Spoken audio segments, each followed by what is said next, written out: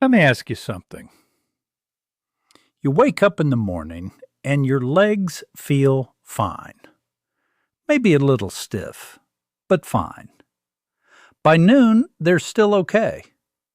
But then the afternoon hits, and suddenly your ankles look puffy, your calves feel heavy, your shoes feel tighter than they did this morning. And you think to yourself, is this just what getting older feels like? I hear this from my patients every single week.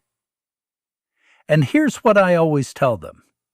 This is not just aging. This is a signal.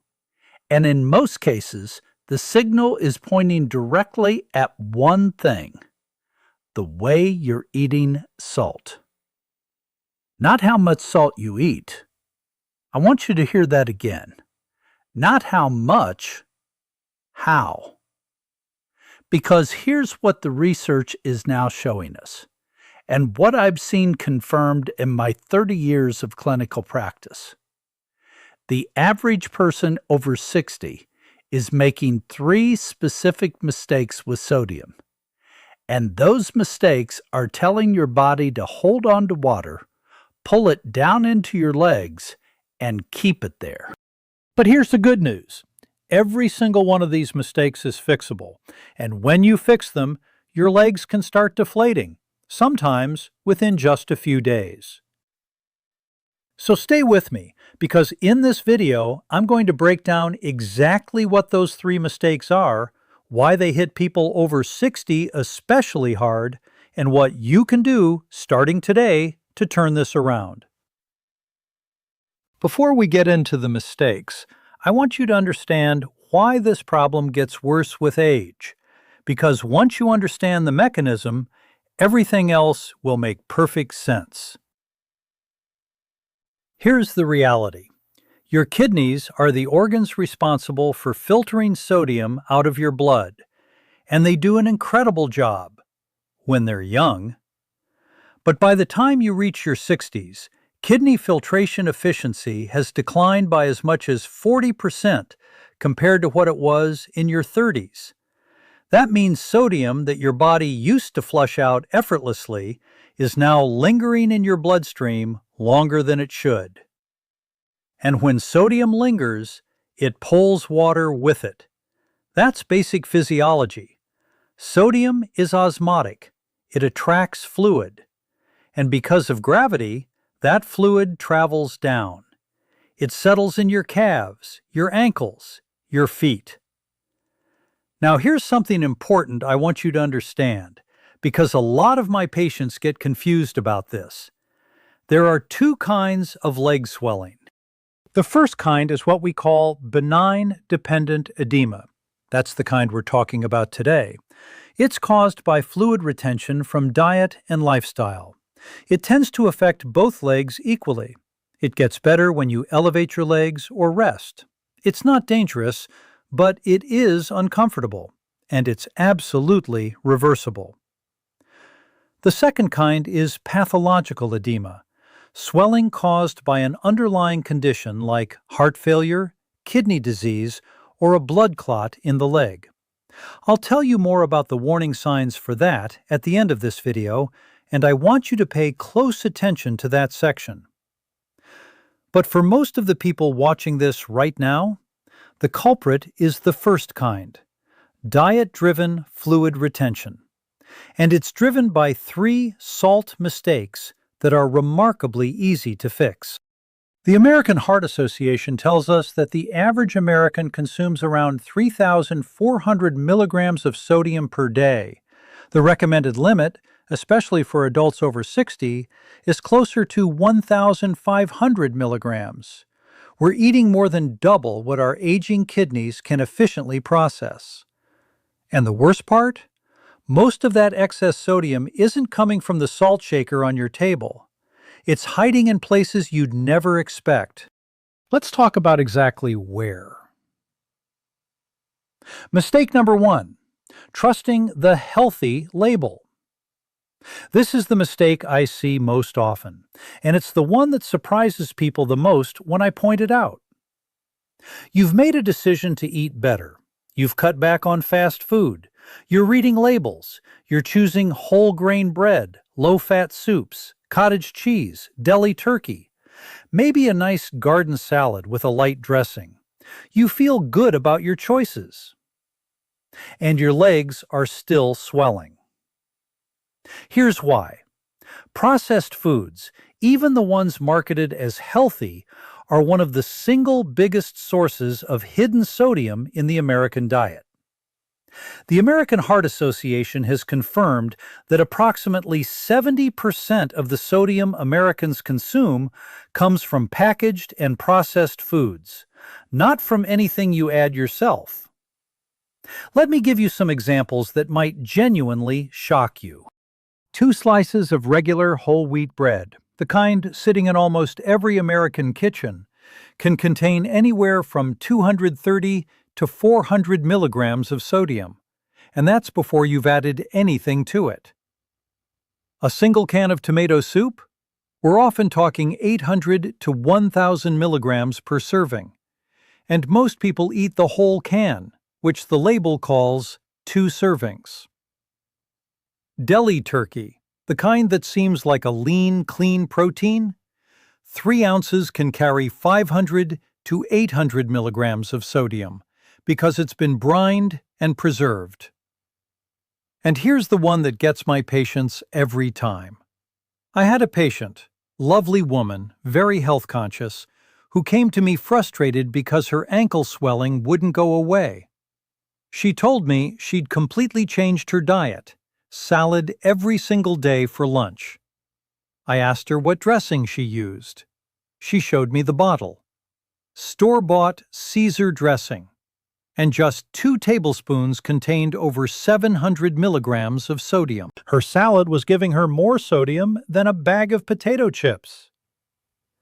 This is why I always say, don't trust the marketing on the front of the package. Read the nutrition label on the back.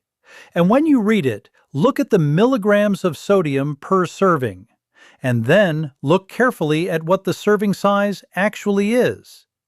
Because food companies are very clever about making serving sizes smaller so the numbers look better. The practical tip here is this. Aim for foods with under 140 milligrams of sodium per serving. Anything labeled reduced sodium simply means it has less than the original version, not that it's actually low in sodium.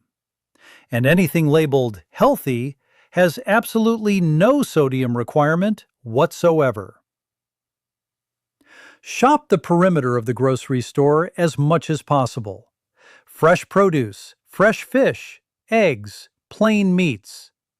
The more a food has been processed before it reaches your plate, the more sodium it almost certainly contains. Mistake number 2.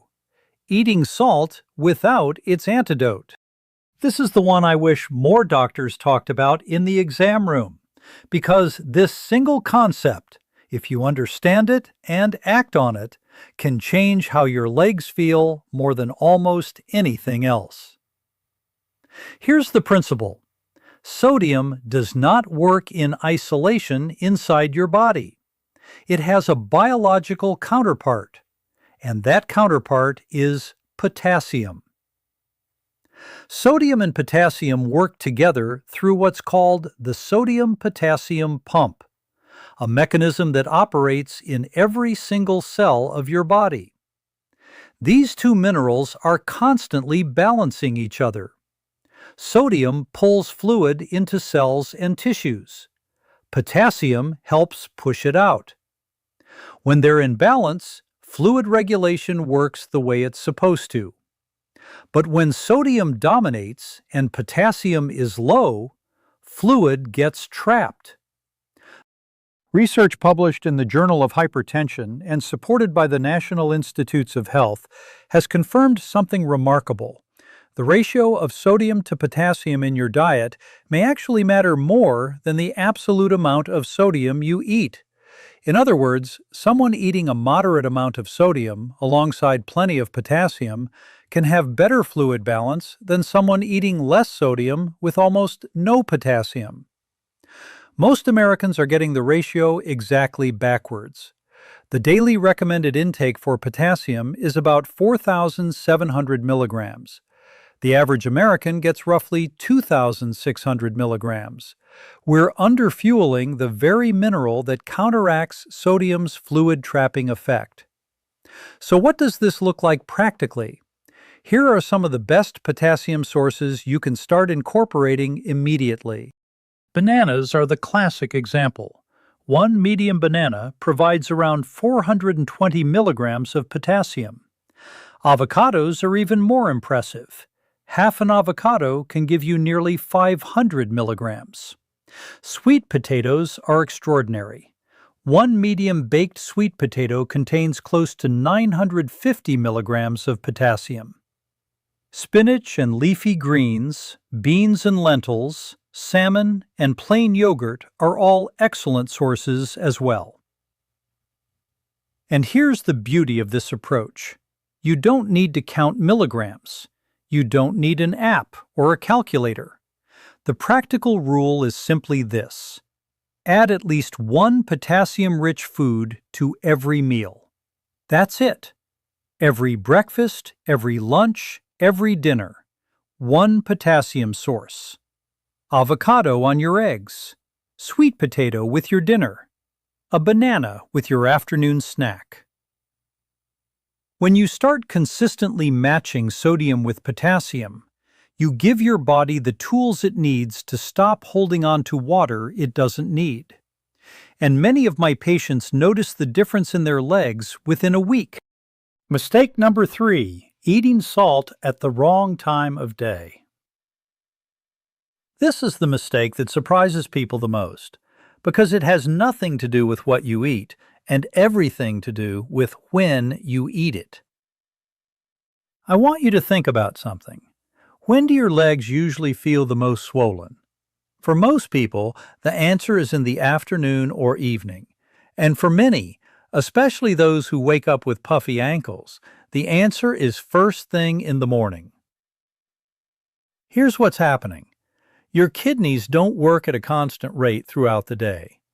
Like almost every organ in your body, they follow a circadian rhythm, an internal clock. Research published in Chronobiology International has shown that kidney sodium filtration is significantly more efficient during the morning hours. By evening, your kidneys are winding down. They're not filtering sodium as aggressively. And whatever sodium you eat at night, a significant portion of it is going to linger in your system. Now add gravity to the equation. When you're upright during the day, fluid retention tends to accumulate in your lower legs. When you lie down at night, that fluid redistributes. But if you're going to bed with a high sodium load that your kidneys haven't had time to clear, you can wake up the next morning with your ankles already puffy. This creates a vicious cycle, and the solution is elegantly simple. I call it the sodium cutoff rule. Stop eating high-sodium foods after 6 p.m. Now, this doesn't mean you stop eating after 6 p.m. It means that your evening meal and any snacks after dinner should be composed of naturally low-sodium foods. Vegetables, fresh fruit, plain proteins, plain grains. Nothing canned, nothing processed, nothing from a restaurant. All of those are sodium landmines. The specific foods to be most careful about in the evening: pizza, canned soups and sauces, soy sauce and teriyaki-based dishes, salty snack foods like chips or crackers, deli meats, and processed cheeses. These are all high-sodium foods that hit your system right at the moment your kidneys are least equipped to handle them. I've had patients make this single change, just this one, and come back to me 2 weeks later telling me their legs felt noticeably different. Not because they ate less sodium overall, but because they shifted most of their sodium intake to the morning and midday hours, when their kidneys are at peak function. Try it for 3 days. Just 3 days. I think you'll be surprised. All right, let's pull this all together into something you can actually use starting today. I want to give you a simple 3-day reset that addresses all 3 mistakes at once and begins shifting your body's fluid balance in the right direction. Day 1. The Pantry Audit. Go through your kitchen and identify 3 foods that contain hidden sodium you weren't aware of before watching this video. Check your bread, your canned goods, your condiments, your deli items. Pick the 3 worst offenders, the ones with the highest sodium per serving, and replace them this week with lower sodium or whole food alternatives. Day 2. The potassium add-in. Don't remove anything from your diet today. Instead, add 1 potassium-rich food to each meal. A banana at breakfast, half an avocado at lunch, a sweet potato or a large handful of spinach at dinner. That's it. You're rebalancing the ratio without overhauling your entire diet. Day 3. The sodium cutoff. Implement the 6 o'clock rule. Plan your dinner around whole, fresh foods. Keep any high sodium items to your morning and early afternoon meals, when your kidneys are best equipped to clear them efficiently. Now, I want to mention 2 additional things that will support this protocol. First, magnesium. Magnesium plays a supporting role in the sodium-potassium pump. Many Americans are magnesium deficient, and a deficiency can quietly undermine your fluid balance. Foods like pumpkin seeds, almonds, dark leafy greens, and dark chocolate are all good magnesium sources. I'll be doing a dedicated video on magnesium and leg health very soon, so make sure you're subscribed so you don't miss it. Second, water. I know this sounds counterintuitive. Many people think that drinking more water will make their legs more swollen. The opposite is true. When you're mildly dehydrated, your body hoards water. It holds on to every drop it can get. When you're well hydrated, your kidneys have the fluid volume they need to efficiently flush excess sodium out of your system. Drink water throughout the morning and afternoon. Cut back in the 2 hours before bed if nighttime urination is an issue. But please, don't restrict your water intake during the day. Your body wants to get back into balance. Give it the right conditions, and it will. Before I close today, I need to address something very important, because not all leg swelling is created equal, and I want you to be able to tell the difference. The kind of swelling we've been talking about throughout this video, diet-driven, fluid-based edema, typically has these characteristics. It affects both legs roughly equally. It worsens as the day goes on and improves after you've been lying down. It doesn't hurt, and it improves within days when you address your sodium and potassium intake. But there are warning signs that mean you need to call your doctor right away. Not tomorrow, not after the weekend, right away. Call your doctor immediately if you have swelling in only one leg, not both. This can be a sign of deep vein thrombosis, which is a blood clot, and it requires urgent evaluation. The swollen area is red, warm to the touch, or painful. This could indicate infection, inflammation, or a clot. The swelling comes with shortness of breath, chest tightness, or difficulty breathing. This combination can signal heart failure or a pulmonary embolism, both of which are medical emergencies. You notice decreased urine output alongside swelling. Your kidneys may not be functioning properly. The swelling came on suddenly and severely without an obvious dietary cause. I want to be very clear. This video is for education. It is not a substitute for a medical evaluation. If you are experiencing chronic or worsening leg swelling and you haven't spoken with your doctor about it, please do that. These steps we've discussed today are excellent lifestyle support, but they work alongside proper medical care, not instead of it. If you're ever unsure, call your doctor. That's always the right answer. Let's bring this home. Today we talked about the 3 salt mistakes that are silently causing your legs to swell, and why those mistakes hit harder after 60 than at any other time in your life. Mistake number 1, trusting the healthy label when the real enemy is hidden sodium in processed and packaged foods. Mistake number 2, eating salt without its biological antidote, potassium, which your body desperately needs to maintain proper fluid balance. And mistake number 3, eating sodium at night, right when your kidneys are least equipped to filter it out.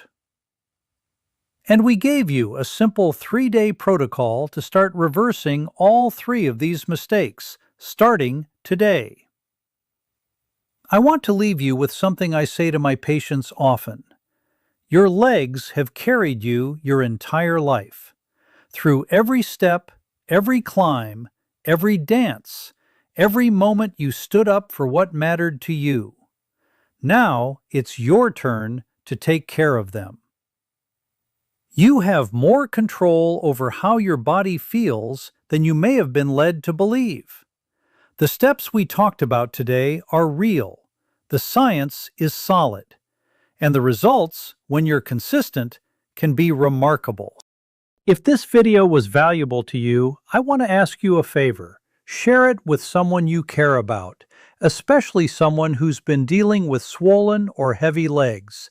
You might just change their day. And if you haven't subscribed yet, please do.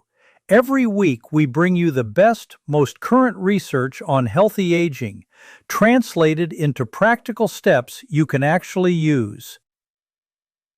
Now, in our next video, I'm going to show you 5 specific foods that build real strength in your legs as you age, and why the research says these work even at 80 or 90 years old. You won't want to miss that one. I'm Dr. Alan Mandell. Take care of yourselves, and I'll see you in the next video.